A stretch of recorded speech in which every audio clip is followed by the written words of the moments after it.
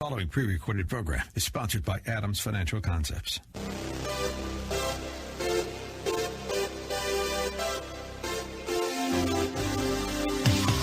Welcome to About Money, a different approach to investing you won't hear anywhere else. Your host, Mike Adams, is a registered investment advisor and works with investment portfolios exceeding over $100,000 in net worth and has a proven track record of managing long-term investments, surpassing the markets in the long term. The information shared on the following program is for educational purposes only, and any investment advice given may not be suitable for all investors. And now, here's Mike. So it is Saturday, and we are talking about money.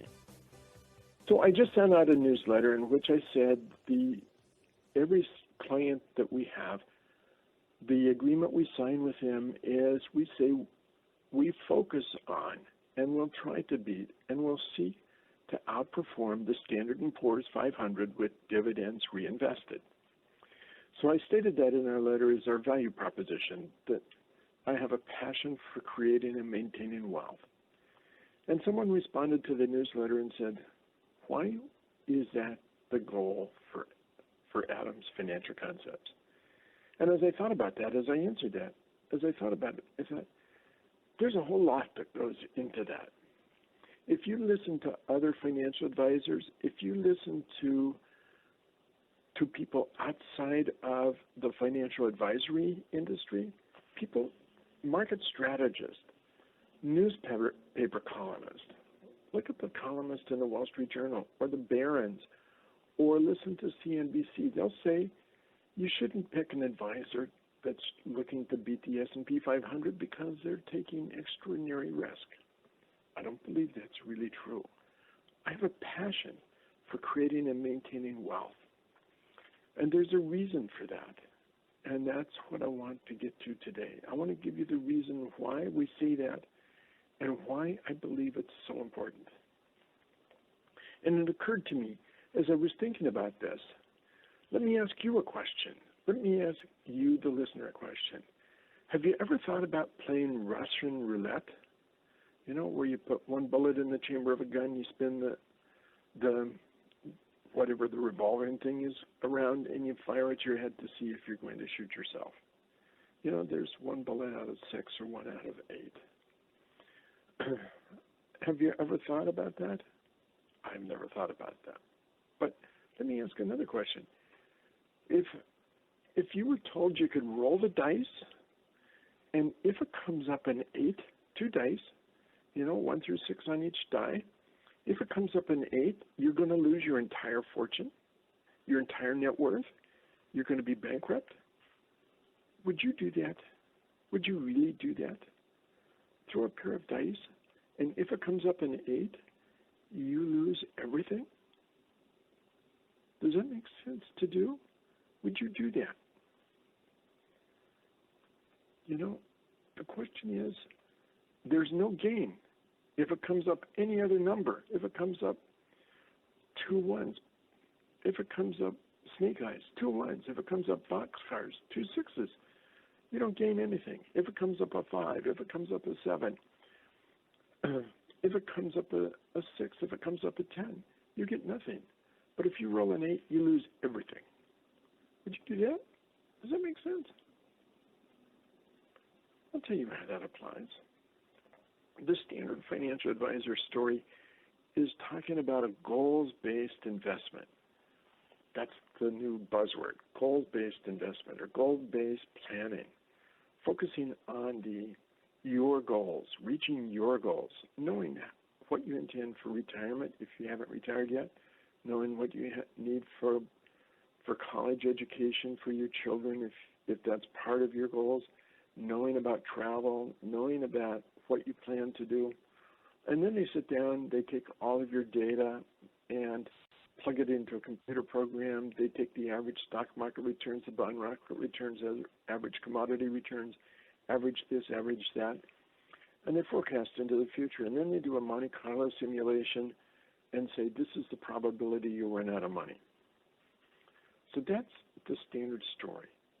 And some people will talk about, and I've seen it drawn, where a person will draw a box and they'll put some lines above it and they'll say, It's like you're in an elevator. Would you like to have one cable holding you up, or would you like to have three cables holding, or four, or five? That's the concept behind asset allocation. You have all those cables holding you up. That's the story. That's what they talk to you about. It sounds like a wonderful story, but I want to come back to the throwing the dice. If it comes up an 8,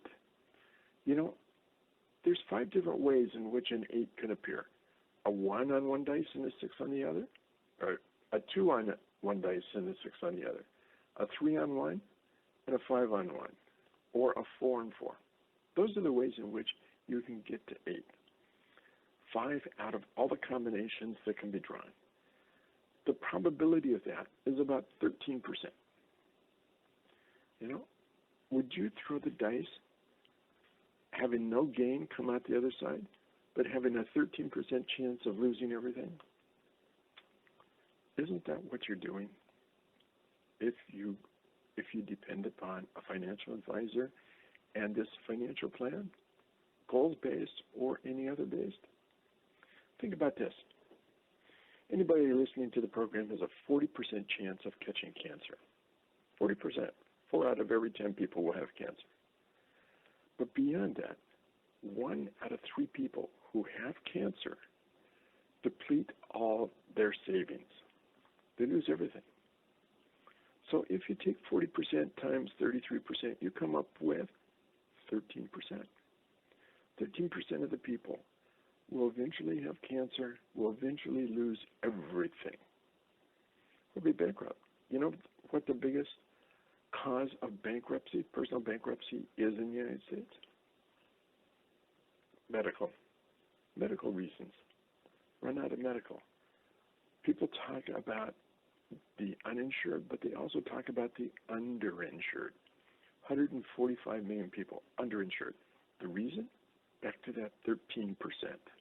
The chances of losing everything are 13%. So when somebody's doing a financial plan, when somebody's actually looking at a plan, do they ask you, is one of your goals to get cancer? Is one of your goals to have a catastrophic event happen that's going to wipe out all your money? How do you plan for that? How do you do that? And it's not just cancer. It could be a drunk driver that has no insurance that hits your car. It can be other things that happen in the course of life. The storms, the hurricanes, the tornadoes, the hailstorms. Those things can wipe out most of your assets. And so if you're dependent upon a financial plan, and most of those people, by the way, who lose everything, they have a financial plan, but they lost everything anyway. They went through the Monte Carlo simulation, which said you have only a 3% chance of losing. Wrong. You have a much higher percent of losing. That's why Monte Carlo simulation doesn't work. It works because it's all built around a static world, a world that doesn't change, a world that doesn't have pandemics, a world that doesn't have .com, a world that doesn't have great recessions, a world that doesn't have cancer, a world that doesn't have heart disease, a world that doesn't have liver disease, a world that doesn't have any of the catastrophes or drunk drivers hitting you, a world that doesn't have anything bad in it. It's just if everything works out smoothly. Whether it be a flood, whether it be a weather-related, whatever it is, that is not built into a plan. You know, the saying is that the best laid plans of mice and men often go astray. Yeah, they do often go astray. So at Adams Financial Concepts, coming back to that question, why do we look at the Standard & Poor's as our goal? You know, we can't predict what's going to happen. We can't say that we're actually going to give you enough to get through all those things. But we can say that we have a goal, and it's a clear goal, and it's measurable. Because when you do your goals and you set out to do those,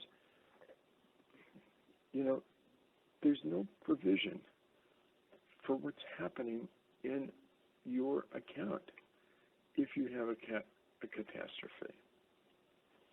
If you look at how financial advisors are doing and where the returns are coming from, Financial Advisor magazine is sent out to financial advisors.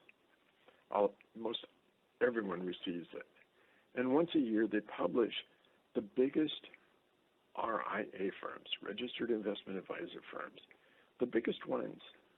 And they talk about the biggest ones based on the number of assets they have. And the biggest ones have billions of dollars of assets with their clients, and they're growing at 14 to 15 to 20% a year. But the question I always look at, if you look at the growth of the firms, there's 433 firms in the country that have 500 million or more in assets. Adams Financial Concepts, we're right around 100. We were at 78 million last year. We're right at 100 now. But if you look at what they're doing, if you look at what those firms are doing and how they're serving their clients, they're growing at 15 to 20% a year. But how much of that is coming from their client portfolios? If you look at the total average growth of those biggest firms, you know what it is? 3.7%. Their clients are achieving a return of 3.7% in 2020. You know what that really means? We're coming to a commercial break, and when we come back from the commercial break, I'm going to talk about what that really means and why you should be concerned about it and why we have the goal that we have.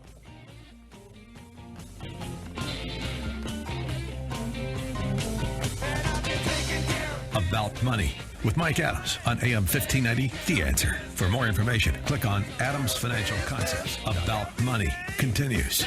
Remember the website, adamsfinancialconcepts.com. Here's Mike.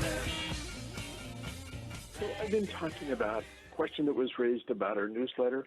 Why do you set the goal to try to exceed in every client account, and every client signs an agreement that says that's what we're going to do? Why do we set that as a goal? And I've been explaining, and I mentioned that the odds of somebody wiping out their portfolio is at least 13%.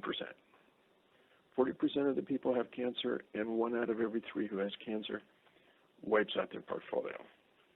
So that's 13% chance. That I give the illustration of rolling the dice, and if it comes up 8, you lose everything. If it comes up any other number, you don't gain a bit. That's the game we're playing. That's not a game. That's the real financial security.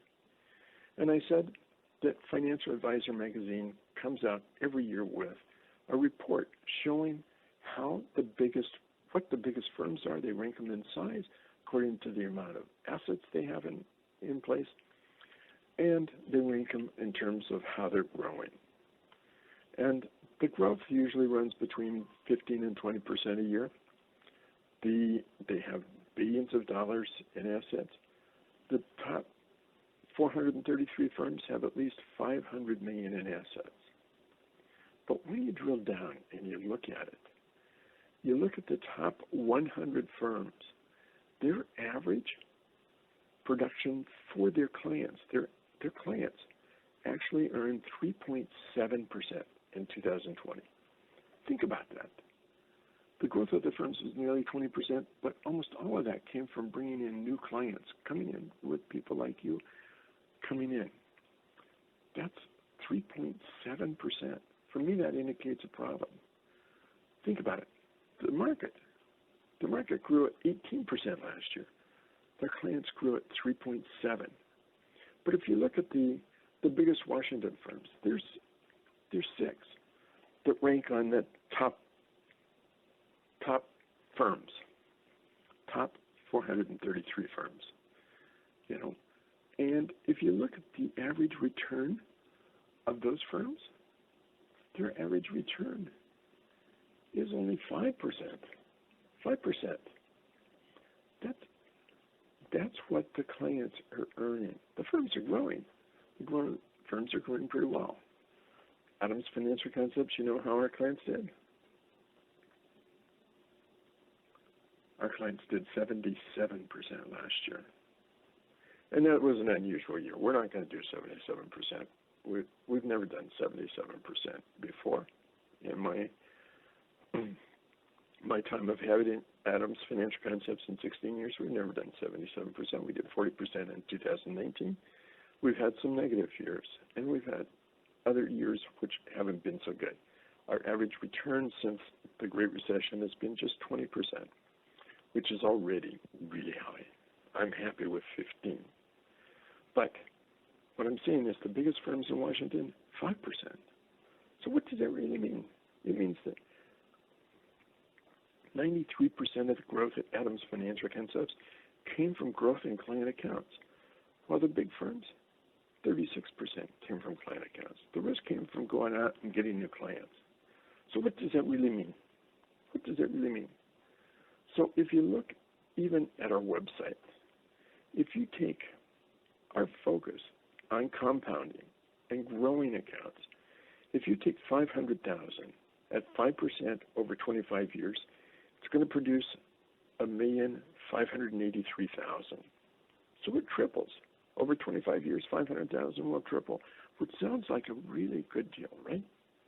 Growing from 500,000 to almost 1.6 million. That sounds really good, right? Well, let me tell you, if you grow at 15% instead of 5, if you grow at 15, that 500,000 grows to over $16 million. 5% to 15% doesn't sound like a lot, but when you think about it in dollar terms, 5% of 500,000 growing over 25 years will grow to 1,583,000. That same 500,000 growing at 15% will grow to 16,459,000. Now, there's no guarantee it's going to be at 15%. We're growing at 20%. There's no guarantee it's going to be there.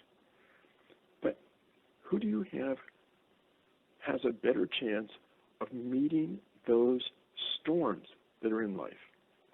Who do you think has a better chance of overcoming those storms? The clients who are yielding 5%, 3.7%, or the people that are getting 15 to 20%? Why do we have a goal of beating the S&P 500? That's the reason why. We have a goal. It's a measurable goal. That's something that clients can see. It's something that we can see. And the benefit is financial security. We want our clients to go through life without changing their quality of life. That's our focus. That's what we really want to happen. That's why we have that goal. It's not just about a number. It's a specific goal. It's a clear goal. It's a goal that people understand, can see and know what it is, and know whether or not we're achieving it. And even in some cases where we don't achieve it, at least we're doing significantly better than 5%. And are we taking more risk? I don't believe so. I did a session. I spoke to the Money Show and did a session on, do higher returns mean higher risk? Generally, yes, but it's not an absolute. I mentioned about the Bernoulli principle. That's the principle that says static pressure.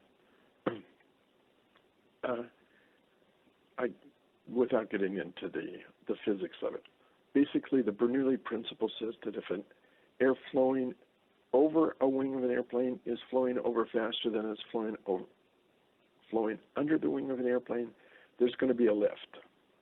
That's why you can always count on a plane rising. So that's a principle. It is absolutely true.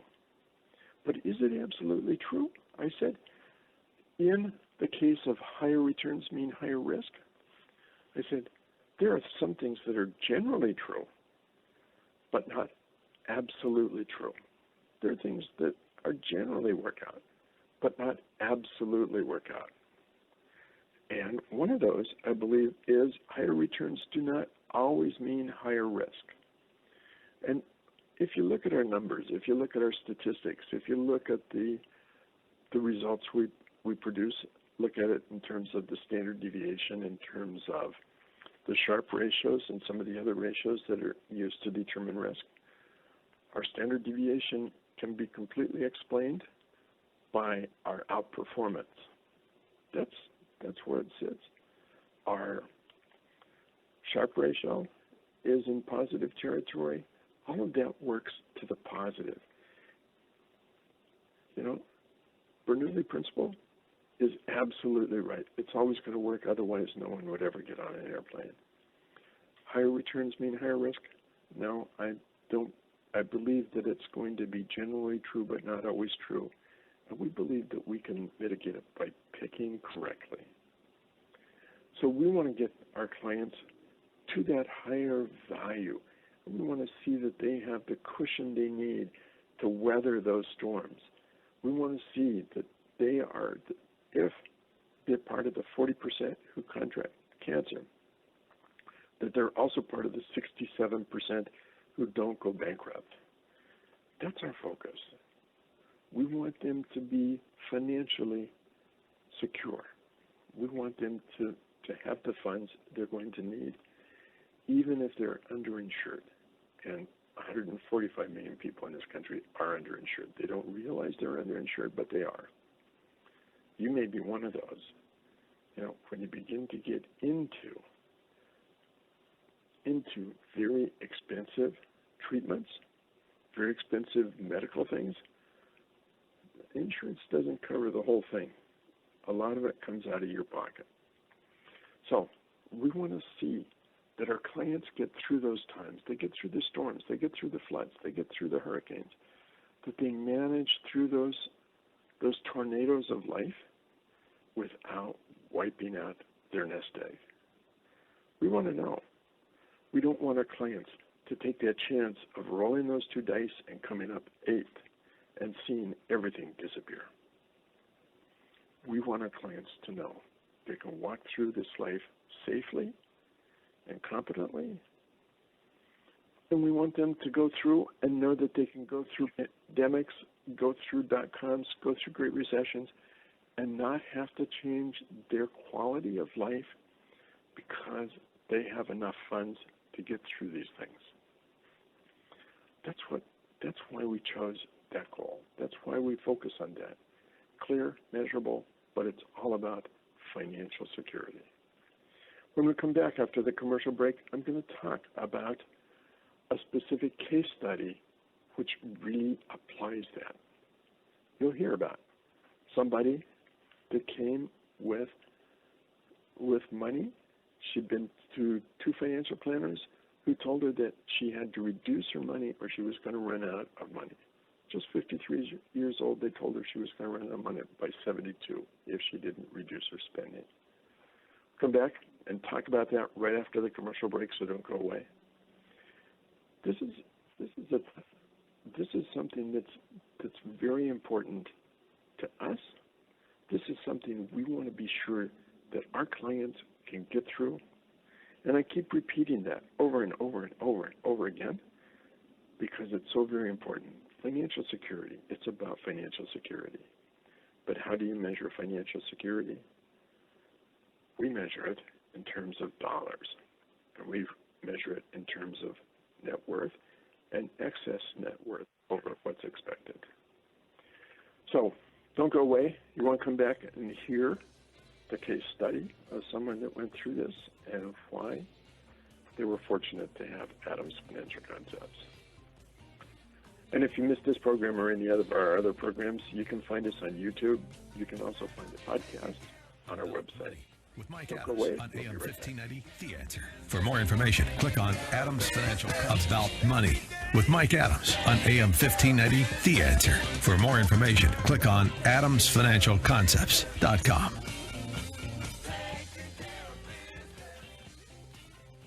So she came to me in the summer of 2000.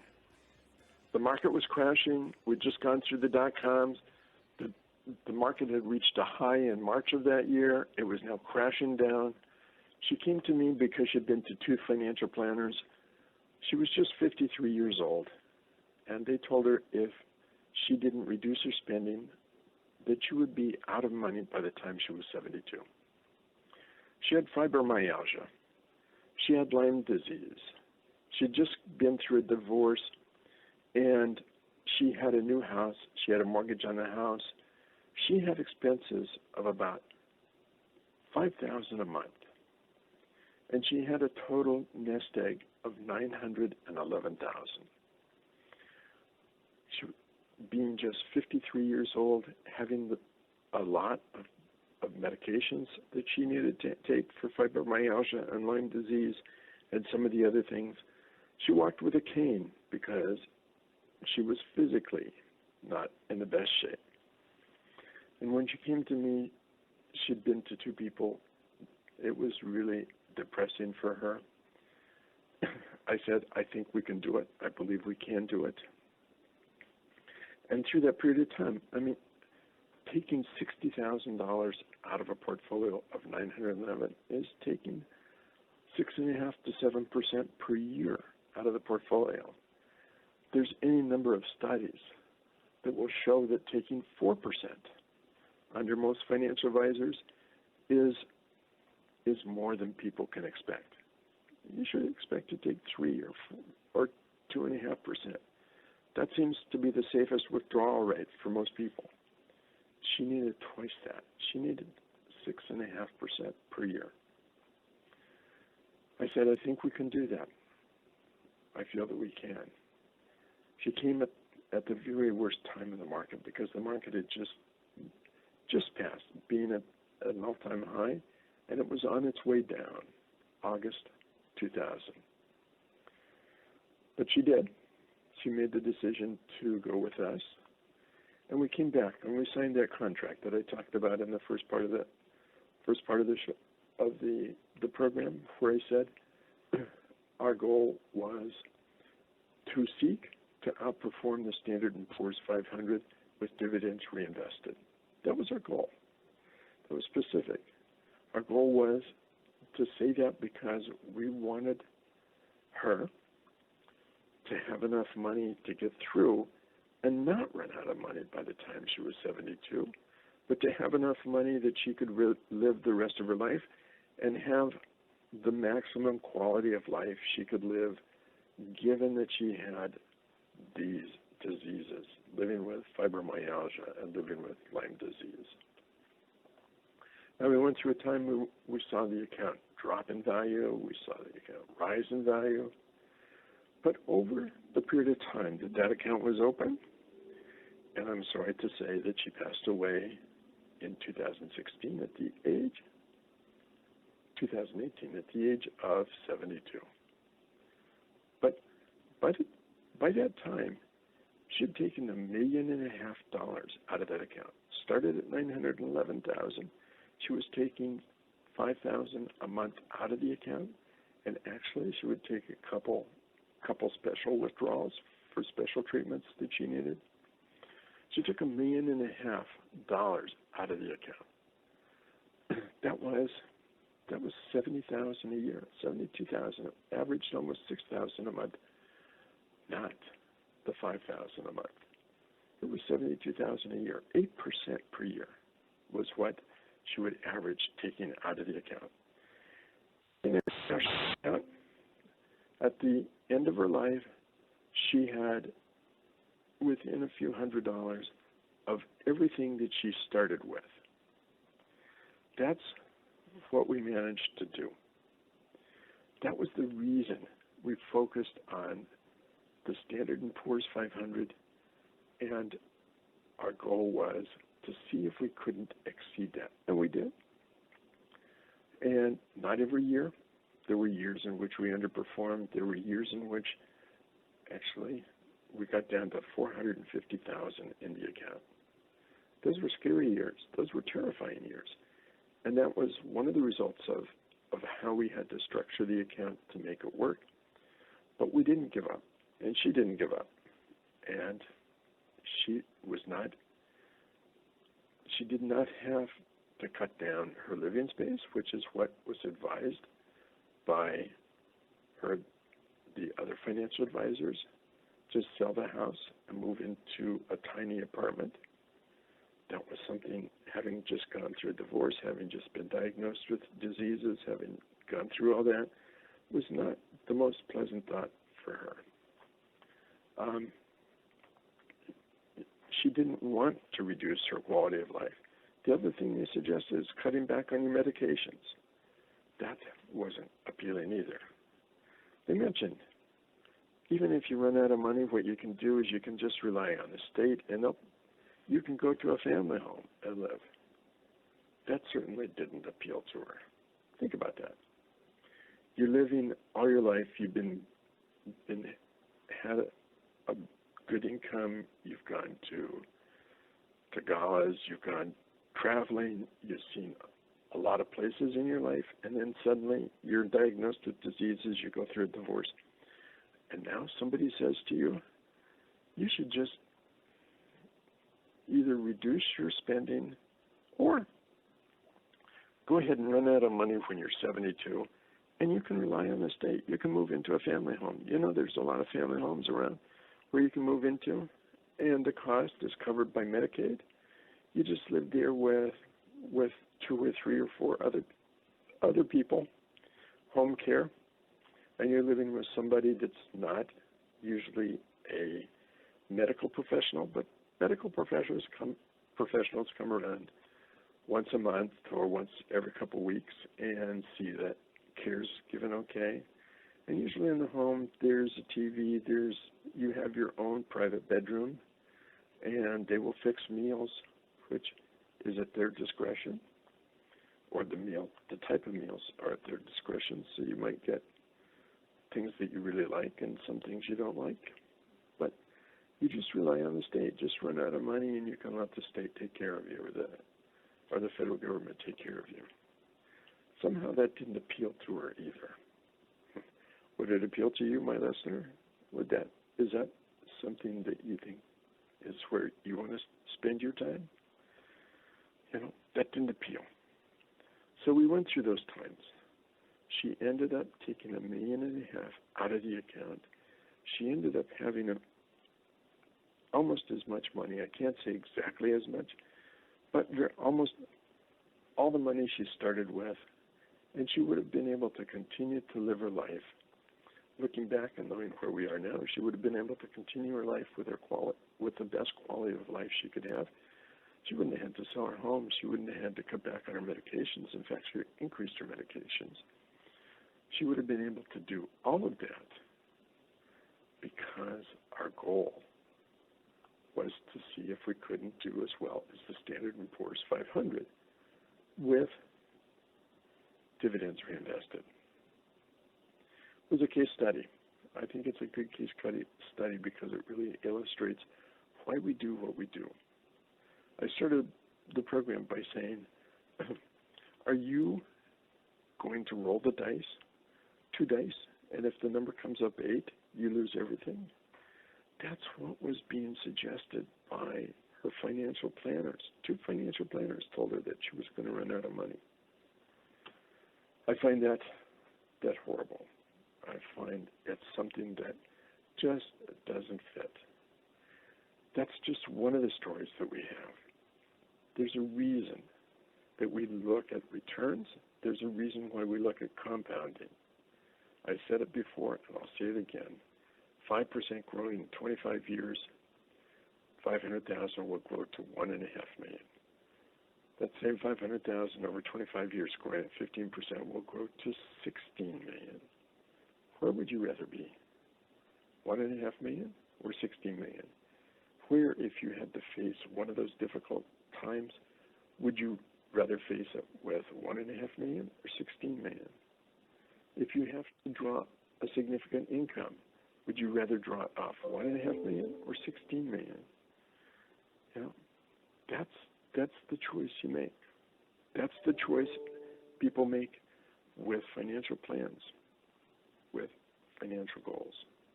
Still, 13% will end up without enough money. When we come back, I'm going to talk about some of the other things that are going on in the industry. I spent enough time talking about Adam's financial concepts. I spent enough time about talking about our goal and why we have our goal. I think it's a justifiable one. I think it's a clear one. I think it's measurable. You can see if we make it, if we don't make it. You can see where you're headed, and you can see what's happening. But I'll come back and talk more about the industry, the race to zero, what I call the vanguard argument about where things should be, and what's happening with financial advisors, and why there's fewer in the wirehouse, in the big brokerage firms. So don't go away. Stay with me. I'll probably tell you a little bit about Adam's financial concepts, actually, as we come to that part 2. Don't go away. If you missed part of this program, you can find us on YouTube. You also find us on our website. Do check out our website. It will tell you who we are and what we believe, and why we have a passion for creating and maintaining wealth. The website is new, by the way. We just launched the website a very short time ago. Go see who we are, who the team is, and what you can expect. I'll be right back after this commercial break. About Money with Mike Adams on AM 1590, The Answer. For more information, click on Adams Financial Concepts. About Money continues. Remember the website, adamsfinancialconcepts.com. Here's Mike. So what's happening in my industry? I want to talk a little bit about that, because there's a lot of issues going on in my industry. General consensus is you cannot beat the market, so why try? It's what I call the vanguard argument, and it's worked over the years. If you can't beat the market, then why try? The thing to do is to just go with a low-cost index fund. That's the vanguard argument, and that's worked over the past. Alpha is the amount of excess over market returns. Beta is the market return. So Vanguard's argument is you can't get out alpha. People don't beat the market. So why not go with a low-cost beta? Why not go with just market returns and invest in an index fund?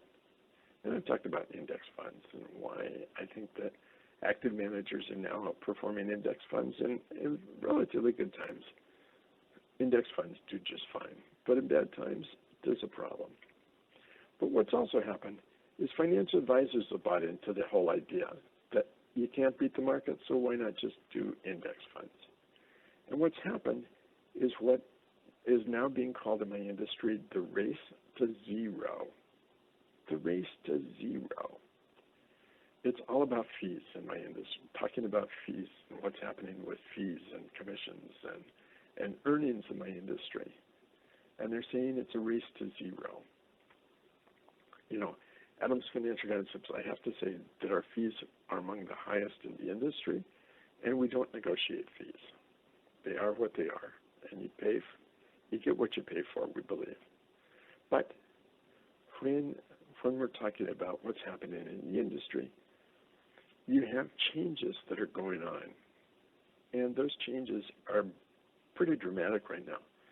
The fees are actually going down. There's a study that I heard about. I haven't seen the study. I don't know if it's true or not true. I don't know how supported it is. But the person who told me about it said that new accounts are being opened at fees at a level 20% below existing accounts. To me, that just does not seem fair. For people that have been with me for 30 years, to get new clients in the door, to give them a discount, and that screws my clients who have been with me for 30 years. They've been paying my higher fees. I'm not going to do that. And so clients that come in the door know that they're not going to be taken advantage of either by having someone else come in with a lower fee. But what is going on in the industry is fees are going down. Either advisors are doing lower fees just to get clients in the door, or they're being negotiated down by clients who want lower fees. And I'm all for that. If you get to another advisor If they can't produce good results for you, you shouldn't have to pay the highest fees. On the other hand, if they deliver better returns, you should pay. But for people who are just concerned about fees, they're not our clients, and they should go elsewhere. We let them know that. You get what you pay for. But what's happening in the industry is that revenues are growing, assets are growing, but costs are growing faster than revenues. And that's why you see companies, even big names like TD Ameritrade, going out of business, E-Trade going out of business. We see things happening all over this industry because revenues are increasing more slowly than our cost. And what happens is they begin to cut service, and when they begin to cut service, they begin to lose clients, and the fees go down further. Service gets cut more, and clients leave. And it's going to continue that way because you have robo-advisors that are coming along you can get your financial plans from a robo-advisor, you can get an investment plan from a robo-advisor, you can get a goals-based plan. All of that you can get from a robo-advisor for 0.25%. Why pay 1% to get a computer output plan when you can do 0.25%? Is it really worth 0.75% more just to have a person instead of doing it with a robo-advisor? A lot of people are looking at robo-advisors, and they're right, because what does a financial advisor really deliver besides a plan that a computer generates, and sometimes during tough times to be somebody that you can call? We've seen this in the pandemic. Even the robo-advisors, they didn't lose clients, but financial advisors did. You know, at Adams Financial Concepts, we've grown this year. We've added Al Souza, we added Christiane, we've added Jen Wayden. By the way, Jen will be my guest on the program next week, so you want to meet her. She licensed as of the 24th of August, and she's getting underway. And I talked to them this week. I talked about the Fisher ads. I like the Fisher ads. You only make money when we make money. They talked about that. And the second thing they talk about is we're fiduciaries. So every decision we make is in your best interest. But you know what? They left out a third leg. They left out a third thing that happens, or that should happen.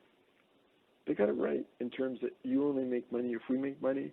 They got it right in saying we're fiduciaries, and that means the client's in everything we do is in the client's best interest. Those things are right. But the thing they didn't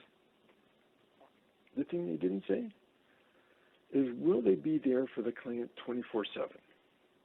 Not just a phone call, not just to hold your hand, but are they going to be there to look at, are you going to have enough for financial security?